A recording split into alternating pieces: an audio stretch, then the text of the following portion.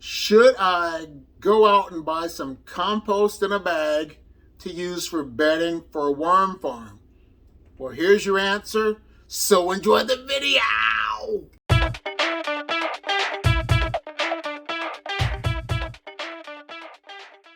Well, hello. I'm going to stop you before you even think about going out and buying compost to use as bedding for your worm farms. The purpose of your worms is to make compost for you so you can make money off of your own compost. You hear what I'm saying? Off of your worms' castings.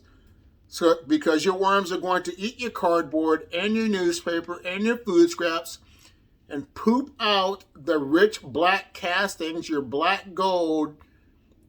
So you're making a better deal when you do it yourself instead of wasting your money, because the purpose of worms are to make compost for you, not for you to buy compost and your worms to compost your compost. Kind of a tricky riddle there, but do you see what I'm saying? But I want you to give this video a like. Here are a few other videos to find out about worms. If you like what you hear from me, subscribe to my channel. I want to say thank you so much for watching this video, and you have a great day. Bye.